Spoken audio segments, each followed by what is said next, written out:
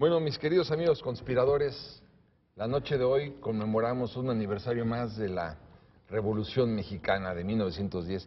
Yo no estoy tan seguro de que la Revolución Mexicana haya estallado el 20 de noviembre, que si bien es cierto estalló para efectos de derrocar al tirano, a Porfirio Díaz. Yo creo que la verdadera guerra, la Revolución Mexicana estalla después del asesinato del presidente Madero en 1913. Bueno, yo le metería ahí una idea rara, es decir, es una revolución para que todo permanezca más o menos igual. Sí. Yo creo que esa es la gran crítica que podemos hacer y lo podemos conversar en un rato, porque para mí hay muchos elementos que se rescatan del viejo sistema político porfirista, Claro, y que lo recupera el viejo sistema revolucionario o postrevolucionario priista. Entre ellos a muchos personajes que se perpetuaron en el ejercicio del poder, cobijados por los nuevos revolucionarios. Claro. ¿No? Y sin embargo, es la primera gran rebelión popular del siglo XX. Y cuando digo popular es que no es una revolución creada por las clases medias ilustradas, como sucede con el resto de las revoluciones del siglo XX. La gente salió a la calle a hacer la revolución. Claro. Y también lo podemos discutir. Pero... 7 años. Tengo mis dudas. yo también tengo las mías. Venga, por eso, yo también tengo las pero mías. como yo sé que estoy rodeado 7 de años reaccionarios. antes de la revolución bolchevique. O sea que sí es la primera revolución Y yo social. creo que ese es un mito y lo podemos ahorita platicar. Venga. Yo invito a que más bien pues, bebamos, ¿no? Yo también. Salud, chicos. Ahorita quedamos, pero esta punta que nos vamos a agarrar a balazos.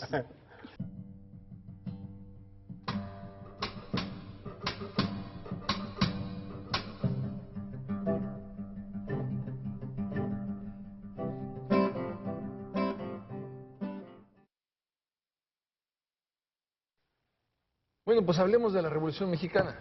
Si quieres, el tema que tenemos pendiente contigo, mi querido Benito, ahora nos pondremos de acuerdo. Bueno, yo sí pienso que es una revolución social y que es la primera del siglo, definitivamente. Está perfecto, es un cuadrilátero. Pero es No, una no, pero revolución no. social movilizada por la clase media y una élite por la política. burguesía. Claro. De hecho, por eso la va a detestar tanto la izquierda, sobre todo la revolución de Madero, durante mucho tiempo no les va a parecer ni les va a caer Madero. Y a Madero lo van a recuperar curiosamente hasta lo del desafuero, cuando pusieron el desafuero a López Obrador, cuando pusieron en el Congreso, ¿quién quiere ser? Podían el retrato de Huerta o Madero, ¿no? Madero, claro. Pero realmente es una clase media muy clara, es esas profesiones liberales, periodistas, abogados, médicos, escribanos, comerciantes que se unen siguiendo a Madero, pero ya luego se suma la gente del pueblo, sí, social. ¿Y que toman las armas, esos que estás diciendo? Claro, Sí, claro. sí. No por es el supuesto. pueblo llano en general que toma no, las armas. No, es la pequeña burguesía y después el pueblo se les va sumando. Y tiene en alguna forma razón Alejandro, porque, por ejemplo, Madero nunca atendió las demandas de Zapata. ¿verdad? Esencialmente estoy dando la lata, pero funciona. No, Pero no, está bien. pero yo te diría, yo la partiría en tres partes. ¿La revolución? La Revolución Mexicana. La primera va del 20 de noviembre. A es la primera escena parte, trágica. a la escena trágica. Claro, O sea, al 13. ahí comienza la segunda parte de la revolución, que para mí es la importante, es donde realmente la convulsión llega a tener niveles nacionales. Y la última parte, te diría yo, es cuando termina ya la revolución, después de que derrocan a Victoriano Huerta, viene la Convención de Aguascalientes. Así es. Y en esta Convención de Aguascalientes no se ponen de acuerdo Villa Y Carranza. y entonces estalla la última parte del movimiento de la Revolución O sea, Mexicana. de los caudillos. Yo te diría en tres partes, en tres partes. A mí me gusta tu división, porque además la primera no tiene nada que ver con las otras. No. Y ahí lo que tú mencionas, Madero es un líder político y su revolución, si vale la expresión de revolución, es política. Así es. Para él todo se reduce a sufragio efectivo, no reelección. sí. Y la democracia, una vez instaurada en México, se va a derramar con todos sus bienes sobre la sociedad. Obvio es una utopía porque necesita reformas políticas y económicas y Y demás. no estaban contemplados No los está- por hechos eso, bélicos. Claro, ¿no? Digo, él creía que simplemente ya con que la gente pudiera ir a votar y respetaras el derecho al voto, ya el país iba a cambiar paulatinamente. No lo iba a hacer Y desde se le luego. olvidó desmantelar todo el equipo, toda la instrumentación porfirista. Es decir, se queda con el mismo ejército. Sí. Digo, eso es fue, te diría, el peor error de Pancho Madero. Y darle la plaza a Victoriano Huerta para que lo defienda, Bueno, pues, cava su tumba, ¿no? Pero ¿quién es Victoriano Huerta? Pues Victoriano Huerta es el mismo que acompaña a Porfirio Díaz a tomar el Ipiranga. O sea, ahí sí creo que se equivocó pero el que no se equivocó fue Gustavo Madero. Gustavo Madero lo veía todo con mucha claridad. Con mucha claridad. Era el hermano incómodo, de hecho. El hermano incómodo, sí. Bueno, él es el que le lleva preso a Victoriano Huerta a Palacio Nacional y le dice: Pancho, este sujeto, acá Te va está, a traicionar, claro. nos está traicionando, él está de acuerdo con los que se están levantando en la ciudadela, sí, con Félix Díaz, todos ellos. Y luego Victoriano Huerta en el Gambrinus lo desarma.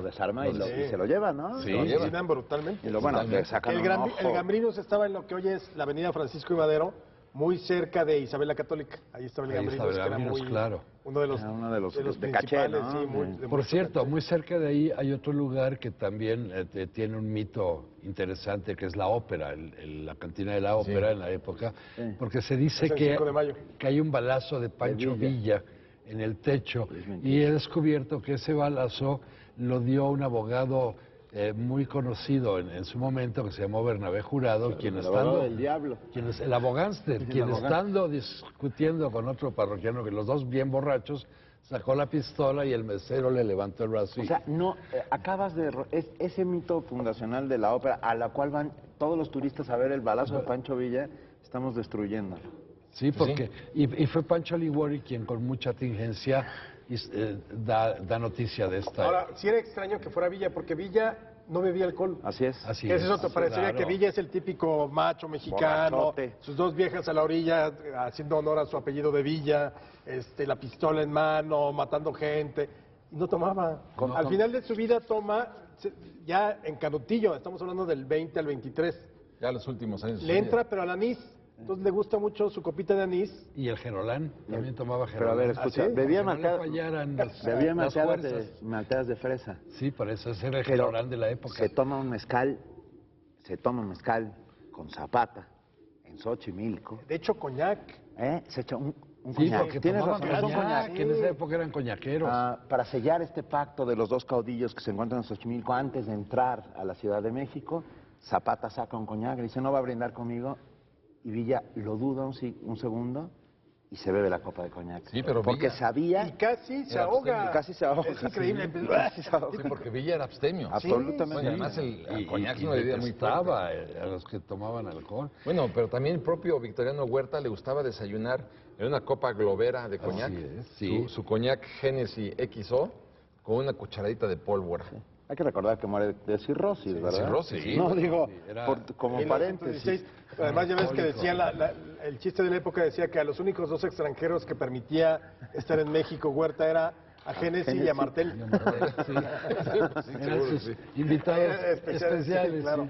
Sí. Bueno, Ahora- pero estaba yo pensando, Zapata, ¿de dónde tiene esta costumbre o este hábito de brindar con coñac? Y eso me hace pensar Bebía mezcal primero. en otro mito que se ha divulgado respecto de la posible homosexualidad de Emiliano Zapata, Nada.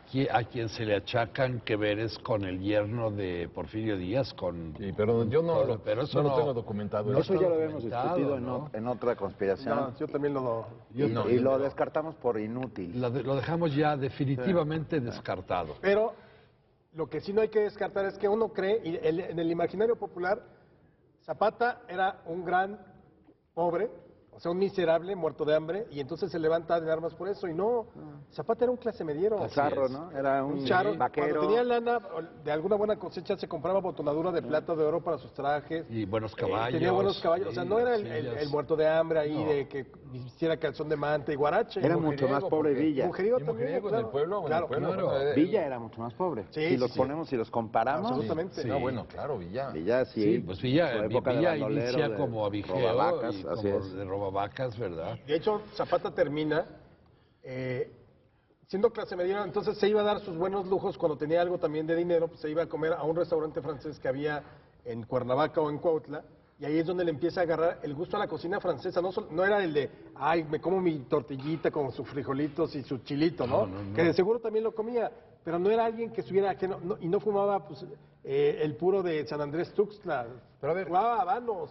Sí, sí, era un hombre Era un don refinado. Mingán, sí, Y era un claro. hombre refinado que sabía vivir bien. Pero ¿qué les parece si analizamos, por ejemplo, el papel que desempeñó el Departamento de Estado norteamericano, Estados Unidos, la Casa Blanca, Ajá. en la primera fase de la revolución, o sea, en el derrocamiento de Porfirio Díaz? O sea, porque hay que tomar en cuenta una cosa, Porfirio Díaz renuncia como presidente de México, bueno, como dictador prácticamente vitalicio, cuando el 98% del ejército mexicano estaba intocado. Sí. Y ustedes me dijeran, es que no, ya la revolución había acabado al revés, con 95% del ejército porfirista, y por eso renuncia. No, el 99%, 98% estaba intacto, y sin embargo renuncia Porfirio Díaz para evitar supuestamente un derramamiento de Que sangre. yo sí creo en Porfirio Díaz en ese sentido. Porque además, realmente la toma de Ciudad Juárez, que es la que determina el triunfo ya de la Revolución de Madero, pues era una ciudad X, digo, valga la expresión, X. no era tenía nada. mayor Es decir, sí era ciudad fronteriza, importante, Pero no. pero no era Zacatecas, que fue, por ejemplo, en el 14, la ciudad que ya le abría el paso a los ejércitos constitucionalistas hacia el centro del país. Pero yo creo O sea, que- realmente no había... Habría que pensar también en la entrevista de Taft Díaz, porque yo creo que ahí es donde de alguna manera se fijan las bases ya de su derrocamiento. Sí. Taft decide y concentra tropas en la frontera sur de los Estados Unidos para amenazar a Porfirio Díaz, porque Porfirio Díaz había dado una gran cantidad de concesiones a los ingleses, Claro, a los para alemanes, equilibrar. para equilibrar. Y esto no les parece a los hombres de Wall Street. No, Entonces, ellos se estaban sintiendo desplazados Claro. por la política financiera y económica de Porfirio Díaz. La realidad de las cosas que yo creo que, perdón, No. yo siento que Porfirio Díaz siente, bueno, creo que Porfirio Díaz siente que ya no tiene el apoyo de los Estados Unidos, que ya es un hombre mayor también para efectos de seguir gobernando, que en cualquier momento se puede morir y que el presidente Taft dice, hasta aquí se acabó Porfirio. Sí, porque ya era un hombre de avanzada edad, ya no tenía el vigor, ni la inteligencia, Nada. ni la audacia, ni la astucia como para seguir manejando todo el aparato político. Y con el paso de los años se ha endulzado de alguna manera su memoria, ¿no? Sí. Y Era era un los, tipo maléfico, malévolo, pues, ¿no? Y se ha ido endulzando esta y no memoria. solo eso, No estoy pues, de acuerdo. Hay que ver, por ejemplo, el drama agrícola de México, cuando él, a través de las compañías deslindadoras, bueno, pues entrega territorios gigantescos, un poco como al estilo de la encomienda española. Así es. Y crea latifundios del tamaño de los que tenían krill y los que tenían terrazas, que eran... Casas grandes, Pues, complejos. latifundios exactamente. que eran más grandes que el territorio de España o de Alemania en su momento, ¿no? Entonces él acaba con el campo mexicano. Claro, tú puedes decir es que también el primer exportador de piña era México y el primer exportador... Sí, bueno, sí, pero la concentración de la riqueza era abismal. Estaba en manos de Ahora, unas yo te voy a decir una cuantas cosa. familias, Yo ¿no? creo que no puedes dejar de decir que fue una dictadura, sí. Porque si hay hoy en día yo he visto mucho entre la gente, entre los lectores, como cierta añoranza como si hubiera sido un pasado idílico el porfiriato. Y no lo fue. Porque como si hubiera sido el orden y el progreso porfiriano lo mejor. Creo que sí le da un matiz totalmente diferente a lo que había sido el país México, Porfirio Díaz, Sí. en su gobierno. Y sí lo saca de una postración, de una serie de conflictos sociales, todo, y lo coloca en un lugar dentro del concierto de las naciones. Pero no podemos olvidar que sí fue una dictadura. Pues eso es lo que O yo sea, digo. Y cruel. Y una cruel y dictadura sanguinaria. sanguinaria, sí. Y progresista sí, y con mucho crecimiento material sí, y con muchos logros en términos económicos y materiales sí. Pero nuevamente hubo un crecimiento económico, pero no un desarrollo ¿Sabes económico. qué añora Entonces, la gente, Alejandro? ¿La mano dura? La mano dura. No, las películas de Pardavé tienen parte de la culpa También. de todo esto. bueno, pero Pero entiéndeme, lo estoy diciendo maravilloso. en términos de imaginario colectivo, Sí, ¿no? pero- Ese momento idílico donde bailaban cancán y donde se bebía y se comía comida Y a francesa las fiestas y el iban afrancesamiento de la las familias sociedad. más, Sí, ese es uno de los enormes mitos de la Pero pre-revolución. eso lo ¿no? podría añorar la alta burguesía, pero el pueblo en general añora la mano dura, porque fue una Querido, mano dura. nadie se acostumbra a ser esclavo. Pues no, pero fue No, una pero yo mano creo dura que Perdón. que cumplió con Y ahí sí. ciertos requisitos. No, pero Como bien diría Espartaco, sociales, ¿no? nadie se Pero yo estoy Te estás totalmente, cerrando, Benito. yo estoy totalmente de acuerdo con Eugenio. Uy, ahora porque- estamos tú y yo de este lado. Porque la mano dura a la que yo creo es la la del orden. Sí. No la de la explotación, No, que no, desde no, luego a no, nadie no, se acostumbra a eso. A Valle Nacional no se acostumbraron ellos, ni a las haciendas explotadoras. Pero sí a orden y disciplina que... Hoy no tenemos orden y disciplina. ¿Queremos mano dura? Yo creo que hay gente que está Sí. coqueteando, claro que Perdón, sí. yo no. Sí. Ah, no, Me claro, queda clarísimo que yo no. Yo prefiero pero hay mil gente veces. que sí dice, necesitamos que nos gobierne gente con mano dura. Pero ¿cómo nos ha ido con la mano dura con Victoriano Huerta? sí. ¿Y cómo nos fue con la mano dura con No, mal, Porfirio Díaz? mal. Cuando se va del país, cuando No, pero yo aborda el no Ipiranga, creo que se refiere, la gente yo no creo que quiera otra dictadura, sino esa mano dura, la mano dura del PRI de los 60, 70. Que les dé certeza. No, por favor. Que te daba seguridad, Va de retro. ¿en dónde te daba seguridad? Te daba seguridad social, te daba seguridad de que no hubiera inseguridad en las calles. tenemos que bajar los ánimos. Brindemos porque y brindemos. nunca haya una mano dura en este país. Libertad. Que haya ley y que haya democracia. Claro, ley y democracia. Pero sí que haya huevos. Otra vez. Bueno, yo creo que valdría la pena que nos metiéramos más en la revolución, por ejemplo. A mí hay un aspecto que siempre me llama la atención y que pasa desapercibido, y es el papel que jugó nuevamente la Casa Blanca, no solamente en el derrocamiento de Porfirio Díaz, sino también en el derrocamiento del propio Madero. Madero, cuando impone sus leyes petroleras y cuando empieza a gravar a los grandes empresarios norteamericanos, Sí. no les parece el gravamen al petróleo, no les parece pues todas las limitaciones que estaba imponiendo. Entonces yo creo que también aquí hay una participación muy importante de Wall Street en el asesinato del propio Madero, porque el presidente Wilson había dicho, yo quiero establecer una mancuerna política con Pancho Madero para vender todo este concepto democrático en América Latina. Y lo que no querían los hombres de negocios de Wall Street era precisamente eso. Entonces tenemos ya un segundo elemento. El primero, la intervención de la Casa Blanca en el derrocamiento de Porfirio Díaz y la participación de Wall Street en el derrocamiento de Madero. Y hay que decirlo, o sea, también creer que nuestra revolución fue pura, sacrosanta, inmaculada y que no recibió dinero del extranjero, eso es falso. Están los documentos que demuestran que la Standard Oil, por ejemplo, financió a Carranza, financió a Madero. O sea, como en Sí, todas las revoluciones, sí, había- tampoco hay que rasgarse había las vestiduras intervención, y asustarnos de cómo es posible si eran nacionalistas. No eran nacionalistas, ¿de dónde necesitaban sacar lana? Pues de Estados Unidos, ¿quién más? ¿Y quiénes prestan? Las compañías petroleras que tenían grandes intereses en México. Y los ingleses, Y los que ingleses, tradicionalmente habían prestado dinero desde la época de... Ahora, Benito, la parte que tú decías del Guadalupe movimiento Victoria. popular o social, yo lo ubicaría en la parte contra Huerta, en la lucha contra Huerta. Sí. Es decir, Carranza se levanta para restituir el orden constitucional roto con el golpe de Estado que acaba con la vida de Madero. Pero obviamente yo creo que él percibe, porque sí es un estadista y sí tiene, a mí me cae muy mal Carranza, o sea, se me hace totalmente A mí anticlimático. también, sí. Pero creo que él A mí tiene sí, la lo conozco. visión. Me encanta decir, me pareces anticlimático. Está chido eso. Creo que Y lo era. tiene la visión de poder jalar los elementos sociales.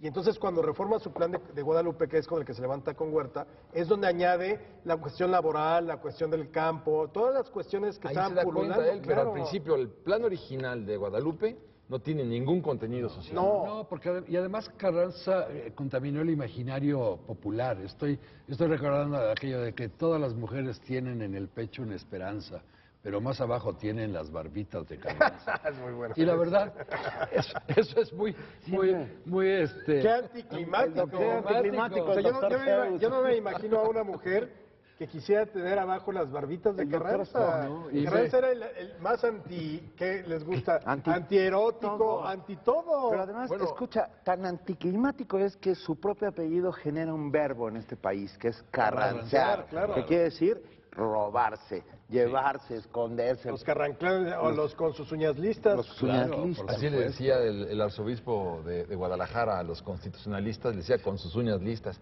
Pero bueno, aquí hay un punto también muy importante que no debemos olvidar, y es que después del asesinato del presidente Madero, el 22 de febrero del 13, al 26 de marzo que se publica el Plan de Guadalupe, Sí. transcurre un mes. ¿Qué pasó en ese mes? ¿Por qué no se levanta en armas precisamente al otro día, pero de manera eficiente? ¿Por qué?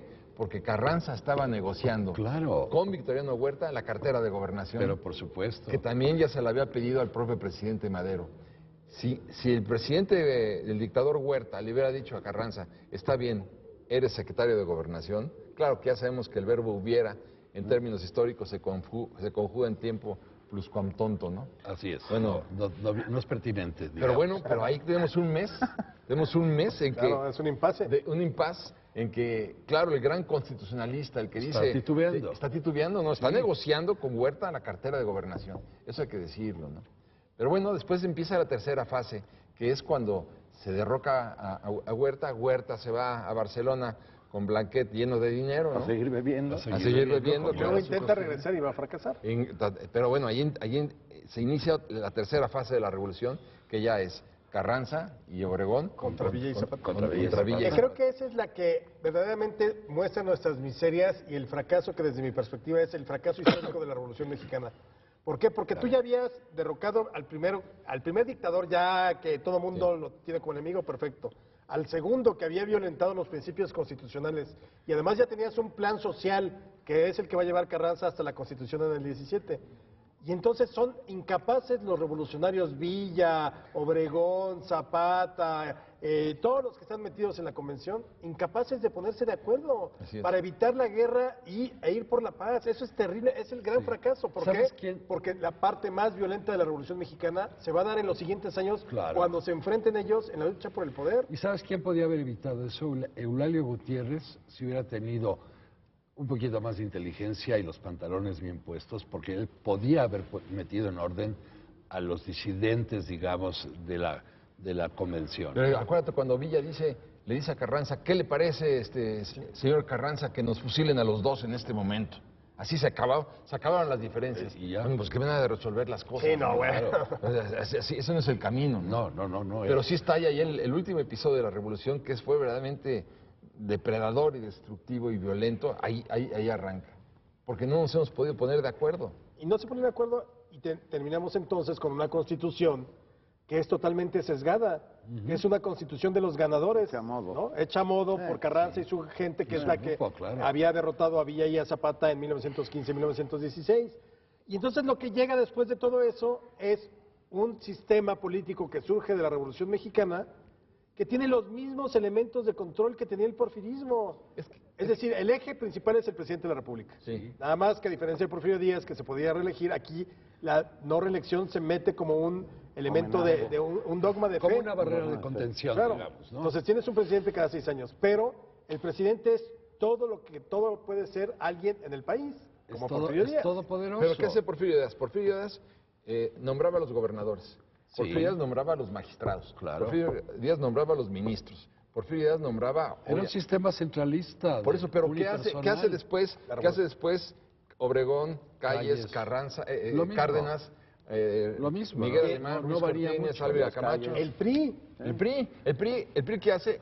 Los presidentes, así que sexenales, ¿qué hacen? Nombran gobernadores, nombran diputados, nombran senadores, Así nombran es. jueces, Nombran a sus ministros. sucesores. Y nombran a sus sucesores. Entonces Claro. está muy claro. Y cuál fue permiten el un cambio. juego de reelecciones. ¿Dónde está la democracia? Es toda una Insólito, simulación ¿no? como el Toda porfiriato. una simulación. Y bueno, ¿qué sucede con el Congreso? El Congreso es oprobiosamente sumiso al presidente. Así es. En el priismo, el Congreso es oprobiosamente sumiso al Al presidente. presidente, claro. Y la Suprema Corte de Justicia es sumisa al presidente igual en el priismo. Y la prensa se vende al porfiriato y la prensa termina vendiéndose al priismo. Así Es es. decir, la misma gata revolcada, ya lo decía Vasconcelos, es un porfirismo colectivo, el priismo. Ahora, también lo dijo con muy, hábitos perversos muy también lo dijo muy afincados, ¿no? bien Vargas Llosa cuando Claro. dijo La es la dictadura dictadura perfecta. perfecta, ¿no? Porque esa era la dictadura perfecta. Todo lo que era una indumentaria política un para tinglado. disimular una democracia. Exacto, era el arte de la simulación es lo que trajo el PRI en el siglo XX. Y bueno, Y lo hizo muy y bien. regresando al orden, o sea, finalmente liberas al país de los asaltos en grandes proporciones, es decir, hoy se ha potencializado toda la inseguridad, pero en los años más duros del PRI, ese orden al que decía Eugenio era el de mano dura, Y el de era desaparecer eficaz, asesinos, claro. delincuentes, lo mismo, la famosa Pax Opositores. la famosa Pax porfiriana fue la misma Pax que hizo el prismo, a sangre y fuego, negociando con la delincuencia. O mandándolos matar, como a Lucio Claro, Cabañas. y como exactamente, todos o a ellos. este a Jaramillo. Jaramillo, Y a Jaramillo. claro. Y a Jaramillo, O sí. Genaro Vázquez O también. Genaro Vázquez. Es que el aprendizaje hacia la democracia es muy complejo y es muy difícil, ¿no? Por eso cuando a Churchill le preguntaban que qué opinaba de la democracia, él decía, pues es un sistema muy imperfecto, pero es lo mejor que hemos inventado. Pero ¿te acuerdas cuando Jean-François Rebel decía, las revoluciones o sirven para concentrar aún más el poder o no sirven para nada. Y eso es exactamente lo que sucede en México. Claro, y lo que sucedió en Cuba, Pero ¿en Cuba qué pasó? Quitan a Batista y ponen a Fidel.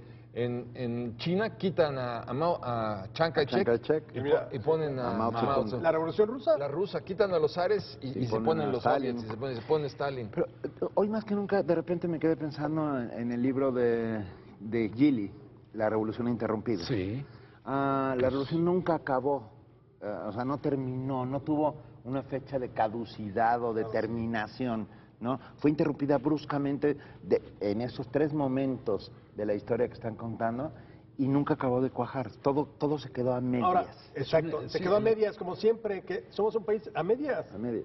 Ahora, ¿qué es lo que yo rescataría? Yo creo que es muy importante que cuando menos se hayan codificado cosas que no estaban codificadas. ¿Y a qué me refiero? A que hayan terminado estando en la Constitución la jornada de 8 horas, es decir, toda la relación obrero-patronal, la cuestión de la propiedad de la tierra, Las instituciones. la cuestión de la educación gratuita, Banco de las México. instituciones, o sea, claro que hay avances, Esos Seguro son Social, avances, INEC. que pero no son podemos avances negar, ¿no? demasiado o muy magros para lo que significó el movimiento, para el millón de víctimas. Y muy tardíos. Y tardíos además. Muy Y además que extemporáneos. se les medra con la corrupción y con la impunidad, o sea, no han logrado cuajar, ¿no? Porque no también- hay un epílogo de la revolución. Hay 40 millones de mexicanos en la miseria. Así es, y no, En la eso no pobreza. puede ser, ¿no? Y esto no puede ser después de un movimiento armado como el que tuvimos. Así ¿no? es. Por eso es que hay que evaluar muy bien cuando la gente dice es que la mano dura, sí, la mano dura va a tener como consecuencia después un derrocamiento. Y la violencia no hace más que destruir las instituciones, irnos más para atrás. Absolutamente. Y tú ya mencionaste todas las revoluciones, todas terminaron peor, con regímenes peores de los que pretendían quitar. Así es. Por eso hay que tener mucho cuidado. Mucho. Mucho cuidado Claro. con la mano dura. Pero bueno, hoy vinimos a hablar de la revolución, hablamos de la revolución y yo creo que finalmente vamos lento, Pero vamos progresando. pero y no sí, podemos permitir que salga un patán que diga váyanse al diablo con sus instituciones, cuando hemos visto el trabajo que nos ha costado. Claro, porque además hay que Eso decirlo, ya lo habíamos superado. la Revolución Mexicana, que inicia con la democracia, se olvidó de la democracia. La democracia termina en México en 1913 con el asesinato de Madero y la recuperamos hasta el 97 cuando ya el Congreso gana la oposición mayoría. Señores, Salud. ¿por qué Salud. nunca haya mano dura? Y por ustedes. Así es, nunca porque llamar. nunca hay llamado duro. Viva la democracia.